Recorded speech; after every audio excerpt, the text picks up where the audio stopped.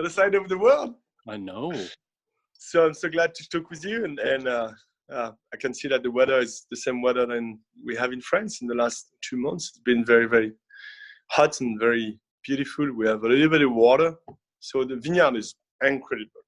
We are doing the flowering now. Wow, okay. Sorry, ladies and gentlemen, let me introduce this gentleman. This is Jamie Drummond for Good Food Revolution, recording from the countryside today. And we are speaking with none other than Nicolas Potel, who is joining us all the way from Burgundy, France. So you said the weather is lovely. Yeah, the weather's been very, beautiful, and we have quite a lot of water too. So, for the vineyard, it was perfect. The flowering is going now. So it would be a very early picking, like 2011. It looks like this.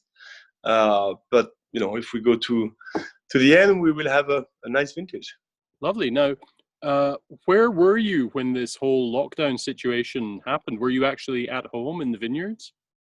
Yeah, actually, when, like 2 weeks before the France decide to shut down, I have a lot of friends from Italy who tell me that we should be, be careful on that. So I closed my company 2 weeks before.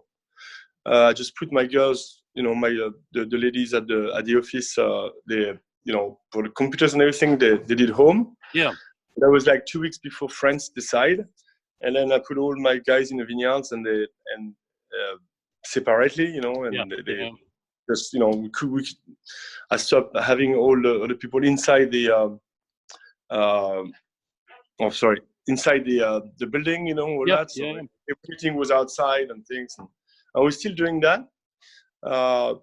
So it didn't affect too much our company because, we are outside and we were, we didn't have any restriction. Right. Now you have a couple of boys, right? So you mean my kids? Yeah. Yeah, I've got my two kids. They work for me because the school was closed down. Yes, yeah. But yeah. I have my daughter now. She's 18 and she's studying Bonn and she's working, working and studying at the same time. Oh, right. Okay. For 2 years, she studied winemaking with me, and then after that she will do university. And I want her to go to Australia, to America after that. Nice. But so, 2 years with. How do you feel the French government has been dealing with the pandemic? I think that was pretty successful. The only big problem, I think, was like everywhere, a problem of communication. Yeah. I think they were not like, they should have been more active in terms of everyday speaking and things. I think America was better than the French been doing, but no, I think they were active and they did what. And how compliant were the French people, at least in Burgundy, with the regulations? I think there is always complaint, because we have business. That's for sure. It's a business complaint things, but I don't think people were aggressively, against things. I think people have been doing the things and they really did understand, the impacts and and all the things. So, and I think the East, Italy was close to us. East of course, France, very very touched, and east of Germany too, west of Germany. Sorry, and it's been close to us. Yeah. So we knew it was getting very complicated for them. Now, where are you at right now? What are the regulations regarding lockdown? Now we can do 100 kilometers. Okay. You can, go everywhere with a mask and gloves and things. And the restaurants are open? No, they all close. Right. So I think they're talking about September. Wow.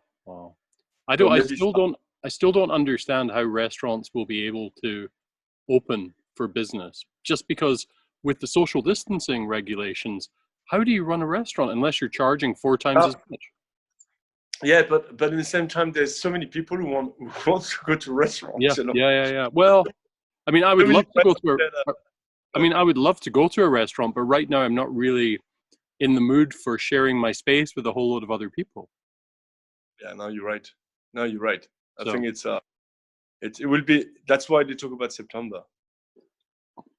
They need to see that if the second wave is doing not, and if there's no second wave, then I think they will open everything again. Okay. So what's been the most enjoyable thing for you about the lockdown, Nicolas? My kids. Right. But I always have my kids home, but it was different. It was every day together. It was not holiday, and and it was it was a good time for they had 21, 18. Yeah. They had a good age, to talk and things, and they really understand now the business and in this situation, they saw all the problems coming out and with the school, with the business, with the family and things. So I think it was pretty interesting for our family. Have you had any time to watch any good films or television shows? Not too much. I read a lot. Not too much news or that because it was after a while it was like turning around. Oh yeah, tell me about it. Well, so it's more reading old books and some financial things and yes, yeah. Well, some my son is doing economics, so we've been talking a lot about a few of these good economics, and I have a lot of radio. I love radio, so when I cook a lot, and I always put France Inter and which is like the French show and what I like about all those shows on the radio, it's very positive. Right. Okay. So if you're listening the news are shut down. Yeah. Okay. Yeah. They can get to you after a while. Yeah. Definitely. And then you go to a show for 1 hour, a talk show, and I will say 90% of the time it's pretty positive. Yes. Yeah. It makes your day more easy and there's a lot of I love there's a lot of guys from theaters and they read books and things yeah. So maybe similar to BBC Radio 4 probably in the UK. Yeah, exactly. Right. That's the one.